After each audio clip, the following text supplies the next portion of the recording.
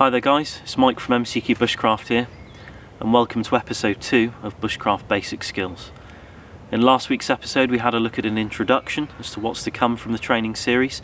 Just a brief one really to give you a flavour about what it's all about and where you'll be at the end of it and what it hopes to offer people out there. But in this week's episode we're going to be having a look at land accessibility, focusing specifically on private land in England and Wales. We'll obviously cover open access land in England and Wales as well as covering the laws up in Scotland, but those will be coming in episodes 3 and 4 because it's best to break this down over a period of 3 episodes so people get a very clear understanding of what it is they can do out there and how they can achieve it. When you start covering the broad topic, which is land accessibility in the British Isles, it can open up other avenues as well and pose many more questions than just going into a plot and seeing what you can do there. Knife law and being able to carry knives and use them. Fire making, these are all things that are a part of bushcraft, and there'll be questions that are thrown straight back when you actually access a piece of land. What can you carry a knife there? How do you carry a knife there? How do you use it there? And can you make fire? These things are going to be covered later on in the training series when they become relevant, when we actually start choosing knives and using them, and when we start making fires. Before I go into the specifics of accessing land, private land in England and Wales, I want to touch on something that I think is very important, and it's people's perceptions of the environment around them. And it's something that's not often talked about, but I meet a lot of people in the bushcraft circle, and I see a lot of people who view the world around them as a very restricting place. And they see basically the fact that almost all land in England and Wales is privately owned, and it can be an enormous hurdle for people starting bushcraft. They think, I want to go out and do these things. I want to go out and camp and explore environments and spend time in nature and see the sights and sounds that it has to offer, but I can't because all this around me is owned by other people and I need their permission to do so. Not entirely true, but on the whole that can be an enormous hurdle for people, and it can basically put your mindset into a very negative gear where you start interpreting things around you as boundaries and hurdles, and you think, well, I can't do this and I can't do that because I can't gain access to these places. And it can be very difficult for people to stomach, and it's something I hear echoed all around the bushcraft community here in the British Isles and certain parts of Europe and almost all over the world. It really depends where you live and what your environment's like around you. What I often try and do is I think back to when I was a child. I played outdoors all the time when I was a kid. We hunted, we fished, we explored environments all over the place, and we saw places and environments and woodlands around us as opportunity and adventure. We didn't see boundaries and hurdles, because as children that's what our minds were tuned into, you know, to opportunity and adventure. And we did all these things and we explored everywhere and we had an amazing time. But I think as you get older and logic starts to set in, certain bad habits can set in as well, and you start thinking, well, I'm an adult, I can't go over there, I'm not supposed to. And that's fair enough, you don't want to break the law, but at the same time you can forget how you can actually access these places, and you forget about the reams and reams of public footpaths and national trails that run all over the countryside and the wilderness that's in this country, and all these national parks and all these places you can go, and you forget that all it takes is for you to do a bit of groundwork and you can have amazing times and explore vast terrains and open up opportunities for yourself to do camping. And it just takes a little bit of groundwork on behalf of the individual. No amount of moaning about the state of the world will change anything. In fact, it'll just plunge you into a more negative way of thinking. You need to be positive and you need to do some groundwork, and the world will seem like a much better place for you, I promise you. I've recently moved house, and the first thing I do when I move house to a very rural area with lots of countryside is I buy an OS map like this one here. An Explorer series, scale 1 to 25,000, because of the level of detail that it offers. And buying an OS map suddenly makes you realise the sheer amount of opportunity there is out there and what you can do. All of the national trails, it tells you what's coniferous woodland, what's deciduous, what's private, what's open access land. It shows you all the footpaths through all the private land in the areas, what's managed by Forestry Commission, grassland, the contours of the land, what's mountainous terrain, what's hills, where the valleys are, where the rivers are. It's a fantastic way of getting a bird's eye view on the landscape around you, and if you haven't already bought one and you live in a rural area, I advise you to do so. Or if you live in a city and that you go to an area out there that you'd like to explore, buy an OS map. It'll tell you so much about that area, and immediately you can put your pack on, take some food and water with you, and go out on a very pleasant hike through the countryside or through some woodlands, or even through a national park, and have an amazing day or weekend out with your family and friends, and start exploring and begin those initial stages into bushcraft skills. But let's have a closer look at this OS map here. If we look at this OS map here, it tells me pretty much everything I need to know about the environment I wish to explore. This is a tiny portion of a very large OS map covering quite a big national park here in the British Isles, and I'm just looking at a small portion of it just to communicate to everybody out there what can be achieved by just buying an OS map. This is open access land here, and you can see it's a lightly yellow colour with a salmon border, and you can see it stems all the way up here, and this is just a tiny portion of it. This is mountainous terrain or hilly terrain. We can see here we have open access woodland.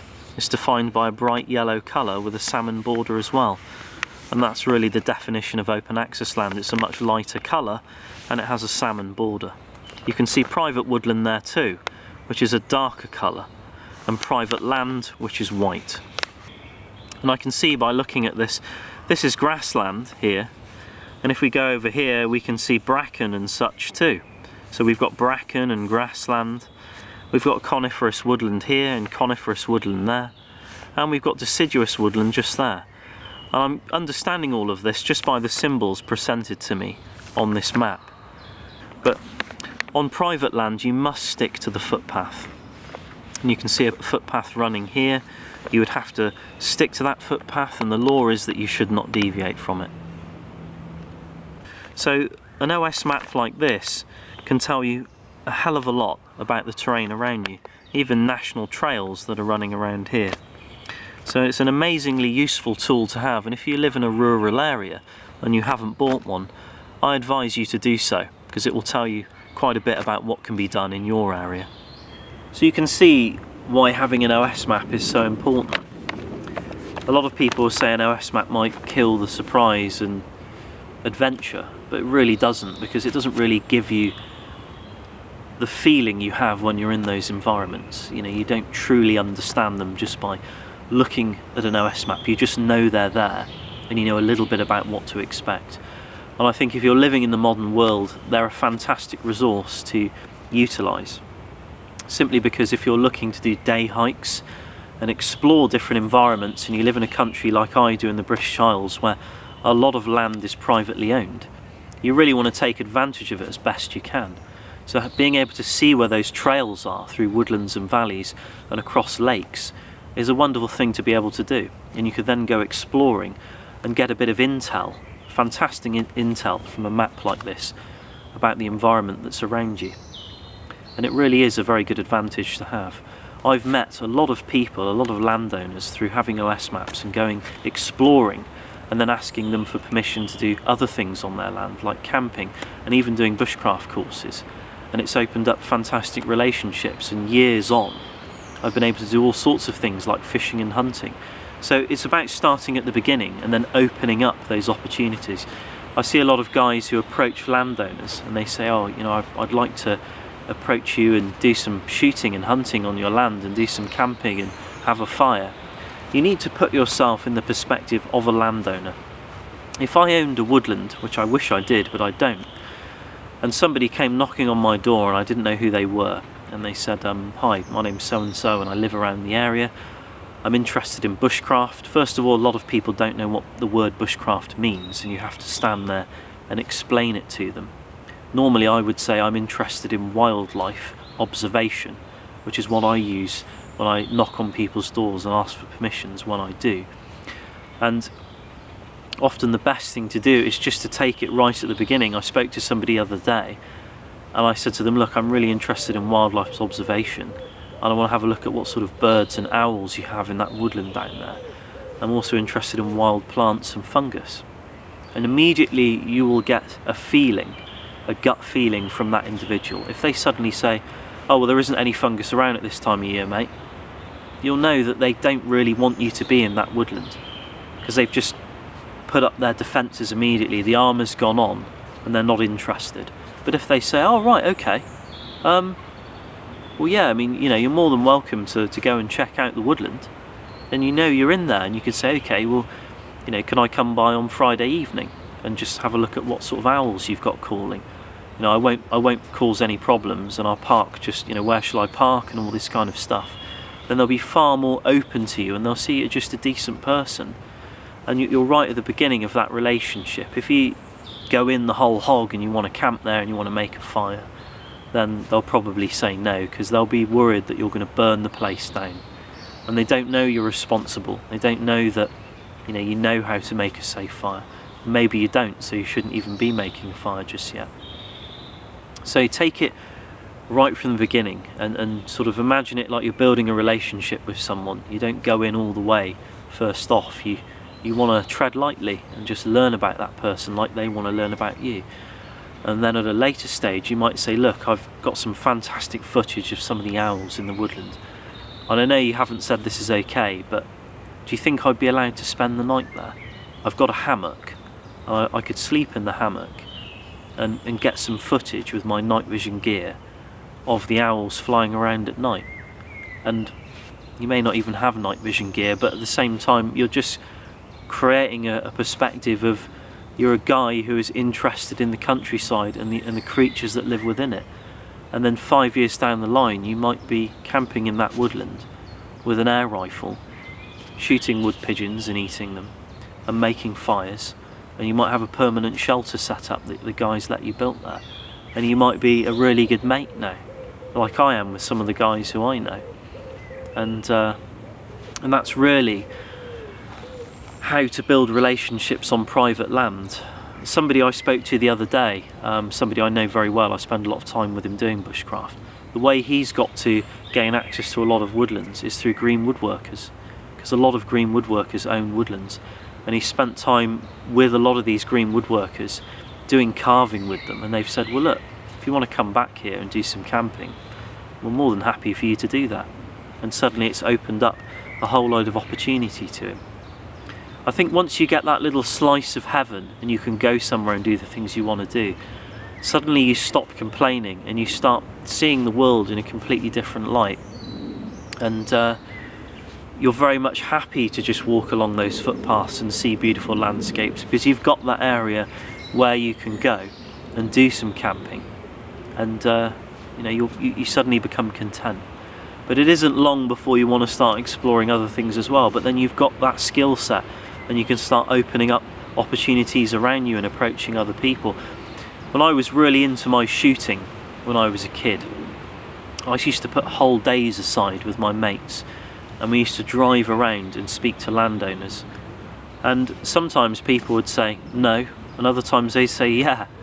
And I opened up a 700-acre landscape, a beautiful landscape in the Cotswolds for shooting, and we shot there for about 7 or 8 years. There were all kinds of things we used to do there. It was amazing, and unfortunately a syndicate bought it out and the place is gone now for us, but we have great memories of that time, and I'm not sour about it at all, because you open up other opportunities around you to do those kind of things. But I've talked an awful lot in this video. Not only have I covered the legalities on private land in England and Wales, I've also spoke a little bit about the psychology behind your perception and how you interpret the environment around you, and just to really put yourself in a positive frame of mind. There's a lot you can do out there, but also some advice as well upon approaching people, how to get permissions. And I think an action point for this video is to get yourself an OS map of the area you live in or an area you wish to explore, and learn a bit about how to identify the signs on the OS map. So that's really the action point. for this video, and let me know in the description on how you get on. Write a comment below and tell me a bit about what you've explored and about the sort of things you've covered on your OS map, because it doesn't take an expert to look at an OS map and actually see what you can and can't do.